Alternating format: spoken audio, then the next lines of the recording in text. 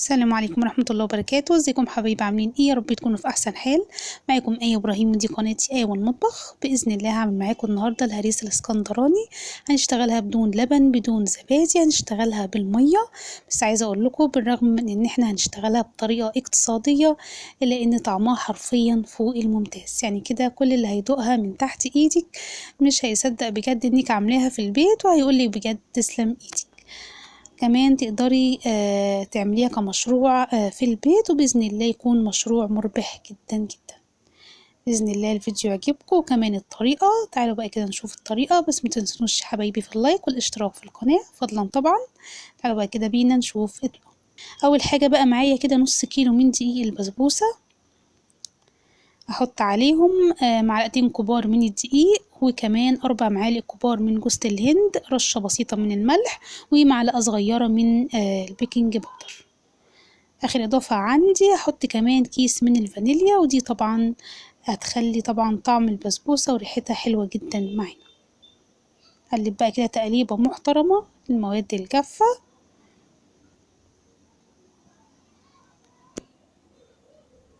وهسيبها على جنب.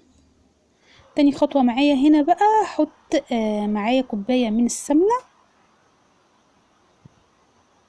يفضل طبعا ان السمنة يكون طعمها وريحتها كويسين، عشان بتفرق جدا جدا في نتيجة البسبوسة. هحط عليها كمان كوباية من المية. هسيبهم على نار متوسطة لحد ما يسخنوا عندي، انا عايزاهم يسخنوا بس مش يغلوا. طب معايا ايه كمان؟ معايا كوباية من السكر، حطيتها على نار هادية. نار هادية يعني تبقى تحت المتوسطة. هبدأ بقى اقلبها بالشكل ده، ما بحطش معلقة نهائي دلوقتي الشكل ده.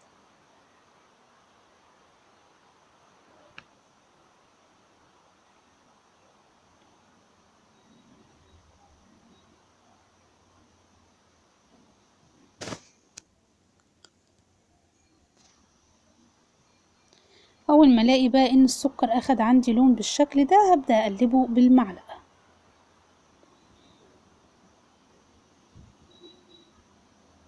ابدأ بقى اقلب كده لحد ما ياخد معايا اللون البني ده.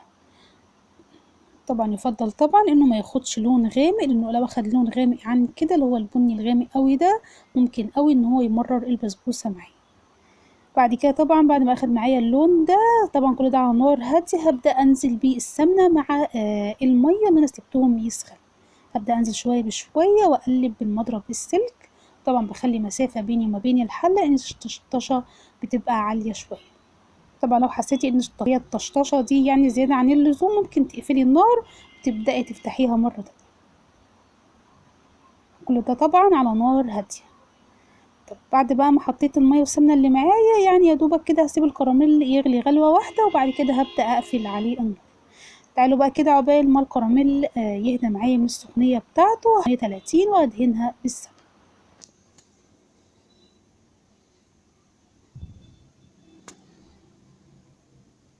بعد بقى ما الكراميل هدي من السخونية بتاعته، يعني يا دوبك دافي، احط عليه معلقة كبيرة من عسل النحل او عسل الجلوكوز لو متوفر عندك.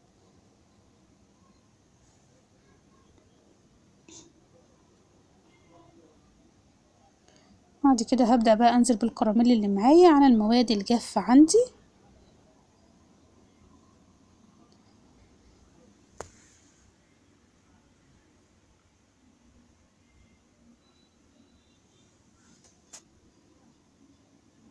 هبدأ بقى اقلب بالمعلقة بالشكل ده.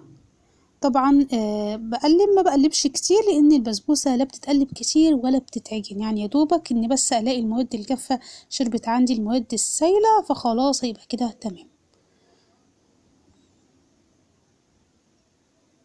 هبدأ انزل بقى كده بخليط البسبوسة.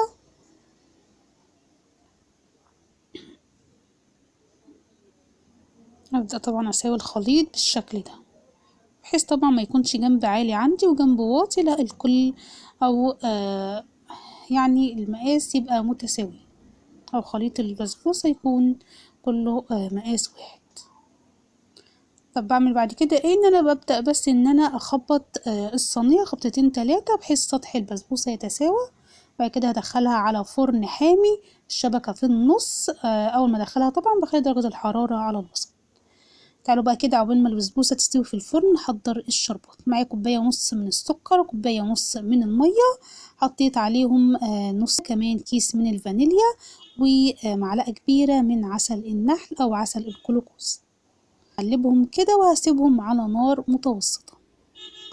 أول بقى ما ألاقي إن الشربات غلي معايا بحسب 3 دقايق وبعد كده أقفل النار. خلاص بقى البسبوسة كانت اهي خلاص طلعت من الفرن، طلعت بعد 30 دقيقة. أبقى طبعا أحط الشربات عليها، طبعا البسبوسة بتبقى سخنة والشربات سخن. ده بقى أحط الشربات أهو عندي.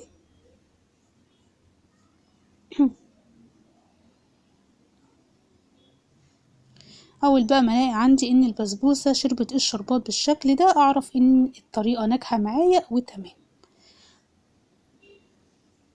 يبقى كنت قطعت الصينية بس طبعا ابني مصبرش طبعا فأكلها وهي سخنة، يعني قطعنا منها وهي سخنة. طبعا لازم تتقطع بعد ما تبرد تمام. هنا كمان حطيت عليها قشطة، دي اللي هي وش يعني كل ما بيبقى عندي قشطة اللي هي وش اللبن بشيلها في الفريزر، فعشان كده متماسكة بالشكل ده. طبعا عايزة اقول لكم ان القشطة مع البسبوسة حلوة جدا جدا، بتكسر الطعم او بتكسر السكر في البسبوسة، فبتدي طعم حلو جدا جدا. اتمنى الطريقة تكون عجبتكم، والطريقة لو عجبتكم متنسوش اللايك والاشتراك في القناة. السلام عليكم ورحمة الله وبركاته.